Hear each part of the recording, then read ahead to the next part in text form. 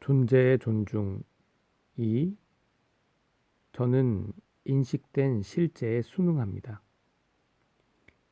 현상학적 심리치료 의도 없이 봄. 선생님은 자신의 심리치료를 현상학적 심리치료라고 말씀하십니다. 어떤 배경이 있습니까? 현상학은 하나의 철학적인 방법입니다. 저에게 현상학이란 보다 큰 내가 이해할 수 없는 상관관계에 나를 맡김을 말합니다. 도우려는 혹은 무엇을 증명하려는 의도 없이 나를 맡김을 말합니다. 나타날 수 있는 어떤 것에 대한 공포 없이 나를 맡깁니다. 아주 참혹한 것이 나타나도 저에게 공포가 없습니다. 존재의 모든 것에 나를 맡기는 것입니다. 가족 세우기에서 저는 거기에 서 있는 사람뿐만 아니라 서 있지 않은 사람도 봅니다. 그들 모두는 내 앞에 있습니다. 그렇게 나를 맡기고 있으면 현상의 뒷면에 있는 통찰력이 번개같이 옵니다. 예를 들면 하나의 가족 세우기에서 저는 한 아이가 살해된 것을 봅니다. 일반적으로 이것은 보이지 않습니다. 현상은 뒤에 있기 때문입니다.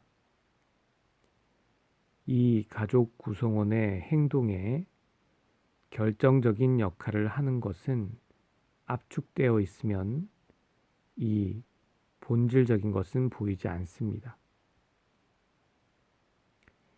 현상을 직시함으로써만 갑자기 빛으로 나타납니다. 이것이 현상학적인 방법입니다.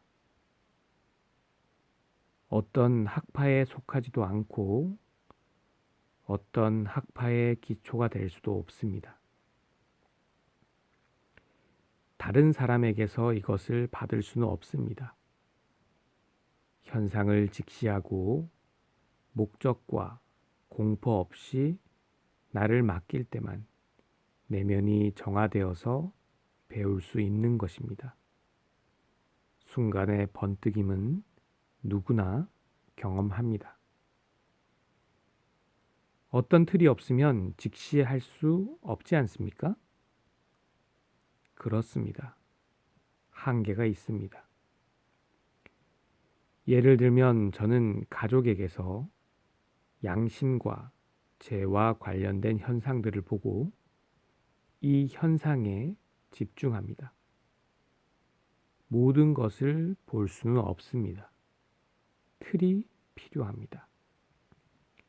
사랑. 어떻게 이것을 통찰하게 되었습니까? 설명은 보통 경험한 후에 할 수가 있습니다. 예를 들어 보겠습니다. 저는 6사람을 위한 워크숍을 주도했었습니다. 5사람이 반원으로 앉고 한 사람이 마주보며 그 앞에 앉았습니다. 5사람에게 그 한 사람을 폭넓게 주의를 기울이며 있는 그대로 그를 사랑하는 마음과 놀라운 마음으로 바라보게 했습니다. 그 한 사람을 위해 빛이 나타날 때까지 기다리도록 했습니다. 그러자 그는 그 앞에서 즉시 변화되었습니다. 이렇게 진실을 본다는 것은 수용적인 것만은 아닙니다. 그것은 하나의 에너지장을 형성해서 주위에 효과를 줍니다. 모두 놀라워했습니다. 이 연습을 통해 현상학적인 법칙을 알 수 있습니다. 첫째는 내가 알려고 하는 사람을 사랑하는 것입니다. 그러한 운명을 가진 그러한 가족을 가진 그러한 문제를 가진 그를 받아들이는 것입니다. 두 번째는 확실한 거리를 유지해야만 합니다. 너무 빠져들면 도움을 주려는 사람들이 대개 그렇습니다만 그의 참모습을 볼 수 없습니다. 이렇게 참모습을 보게 하는 강렬한 친밀감은 거리를 유지해야만 가능합니다. 밀착 상태에서는 불가능합니다. 그것은 개인적인 의도가 없는, 즉, 존재가 효과를 주는 공간에서만 가능합니다. 더 이상의 것은 없습니다. 전체적인 것. 개인적인 의도가 없다는 것은 관찰자에게 발생하는 투사와 느낌이 없다는 것을 말씀하시는 것입니까? 첫째는 의도 없이 돕는 것입니다. 이것이 첫 번째 정화입니다. 두 번째는 아마도 나에게 위협적으로 다가오는 공포가 없다는 것입니다. 특별한 것을 보거나 말할 때 나에게 위협이 될 수도 있습니다. 사람들이 사랑을 가지고 개인적인 의도 없이 바라본다면 단지 선을 이루게 된다는 말씀입니까? 아닙니다. 지난번에 한 젊은이가 워크숍에 참석했습니다. 첫 인상으로 그가 오래 살지 못하리라고 되었습니다.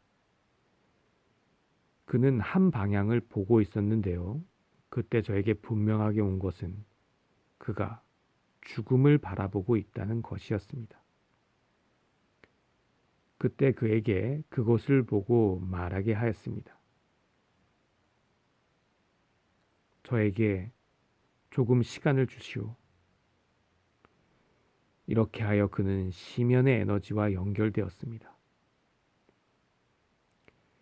제가 이런 설명을 하면 사람들을 헬링거가 그를 죽음으로 몰아간다고 이야기합니다. 당연히 이런 말을 하거나 듣는다는 것은 아주 기분 나쁜 일입니다. 그럼에도 저는 나타날 수 있는 것을 공포 없이 봐야만 합니다. 선생님께서 연습에서 사랑을 가지고 봐야만 한다고 말씀하셨는데요. 누구나 그렇게 할 수 있는 것은 아닙니다. 어떤 이는 격분하고 또 다른 이는 투사하게 됩니다. 제가 이제까지 몰랐던 사람과 일을 할 때에도 저는 사랑으로 볼 수 있습니다. 사랑은 제가 그와 함께 무엇을 하려고 하는 것이 아니고 판단하지 않고 있는 그대로 그에게 동의하는 것입니다. 예를 들어 이 방법으로 나무를 관찰하게 되면 모든 나무가 다 아름답습니다. 인간도 마찬가지입니다. 이것이 사랑입니다. 존재를 인정하게 되면 그것은 아름답고 선한 것입니다. 효과. 이 순간 우리는 어떤 것을 유발하는 인식 에너지와 연결됩니다. 예를 들면 성장 에너지 같은 것이지요. 만약 저에게 의뢰인을 위해 이러한 인식의 해결이 나타나면 이것은 직접적인 결과를 가져옵니다. 우리는 그 얼굴들이 환해지는 것을 볼 수 있습니다. 가끔 제 관찰이 맞는 것인지 모를 때가 있습니다. 이때 저는 시험을 해봅니다. 의뢰인의 얼굴에 아무런 변화가 없으면 제가 말하고 행한 것은 헛수고입니다. 그의 얼굴이 환해진 것을 보게 되면 제가 적중했다는 것을 알 수 있습니다.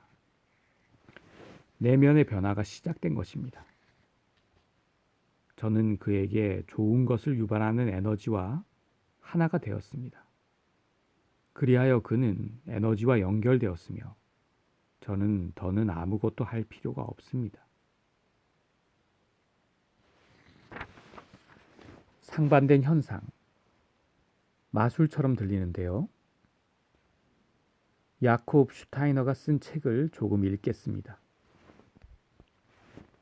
우리는 하나로부터 다른 하나를 만들어내는 정반합의 의식을 하고 있습니다. 정반합에서 해겔과 마찬가지로 모든 반은 정의 어느 부분이 틀렸다는 것을 찾아냄으로써 그 부분을 파괴합니다. 그래서 정반합의 사고에서는 모든 것을 원초적으로 의심하게 된다는 위험이 존재합니다. 왜냐하면 거기에서는 다른 어떤 것이 그의 실제의 가면을 벗기도록 원래부터 구상되었기 때문입니다. 다른 것이 존재할 수 있다는 생각의 가능성은 반드시 그의 효과를 제한합니다.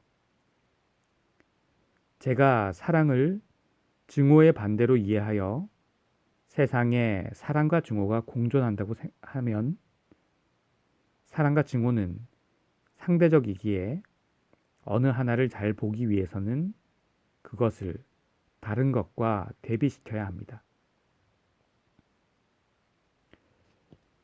그러나 현상학에서는 그렇지 않습니다. 정반합의 사고가 아닙니다. 저는 상반된 현상을 하나로 봅니다. 성과 악 혹은 정치적으로 상반된 주의를 하나로 보죠. 이렇게 되면 아무도 반박할 수 없습니다. 이렇게 말하면 사람들은 그렇지 않다라고 이야기합니다. 그들에 의하면 반은 정을 파괴합니다. 그러나 진정한 반은 하나의 새로운 인식입니다. 제가 하나의 질서를 발견했고 다른 어떤 사람이 다른 질서를 발견했다면 그는 나의 인식에 무엇을 더해준 것입니다. 그의 인식이 반이 되어 나의 정을 파괴하는 것이 아니라 이 두 가지 통찰은 반이 없는 하나의 합이 되는 것이죠. 반의 파괴성은 이 반이 어떤 새로운 지각에 근거하지 아니하고 생각하기에 생깁니다. 반의 충동은 어디에서 오는 것입니까? 이 반은 자기가 좋아하는 것을 생각하는 것이 자기의 권한이라는 환상을 가져다 줍니다. 한 사람이 저에게 말할 때마다 제가 현실에 상관없이 하나의 반을 세운다고 해봅시다. 이것은 저에게 자유의 느낌을 줍니다. 저는 나의 반으로 어떤 것에든 의문을 던질 수 있으며 그것으로 건설적인 것을 할 필요 없이 파괴할 수 있습니다. 그러나 제가 현상학적인 방법을 취하여 보이는 대로의 현실의 나를 세우면 다른 것을 생각하거나 원하는 자유를 포기하게 됩니다. 저는 인식된 현실에 저를 종속시킵니다. 흥미로운 것은 저를 종속시킴으로써 저는 행위를 할 수 있는 자유를 얻는다는 것입니다. 반면 자의적으로 반을 세우는 사람은 다르게 상상할 수 있는 자유를 얻습니다. 그러나 그는 이런 자유로 무엇을 하겠습니까? 자유. 저는 불안합니다. 선생님의 자유의 개념은 계몽주의와 전혀 다릅니다. 인간은 자유롭지 않다고 선생님은 말씀하시는 것 같은데요. 우리의 자유는 제한되어 있습니다.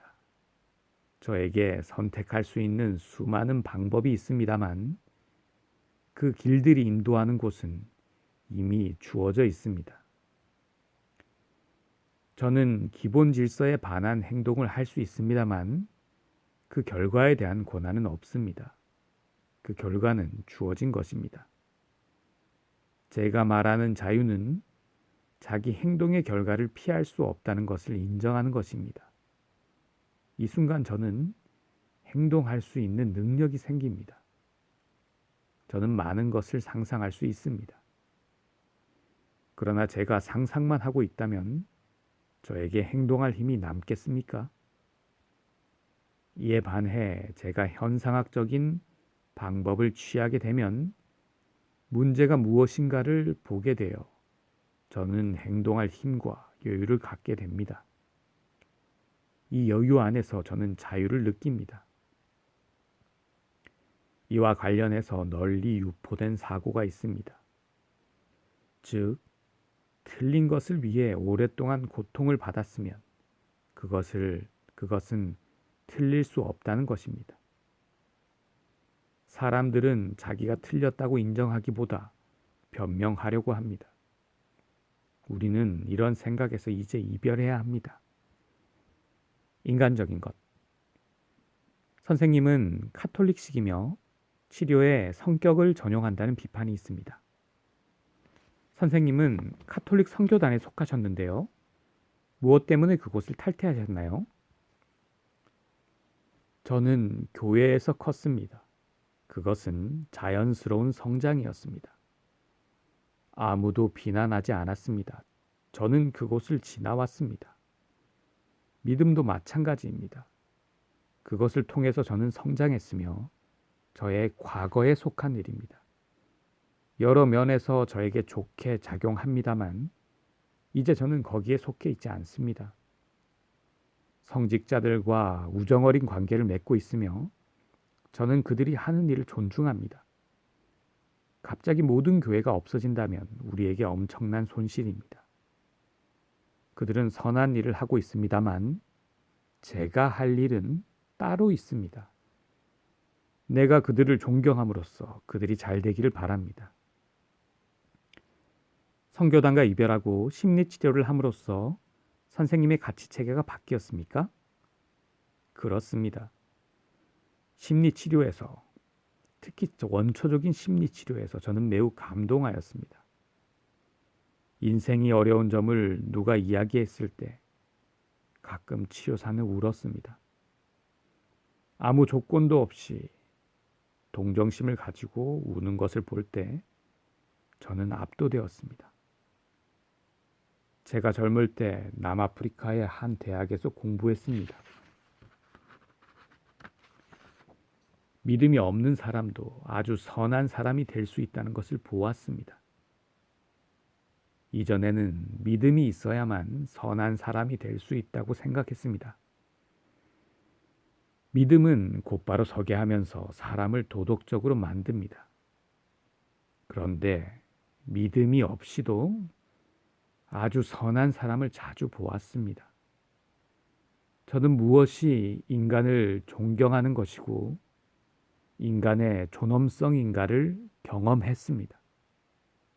어느 집단에 속해서가 아니고 다른 사람을 존경하고 사랑하기 때문입니다. 감사합니다.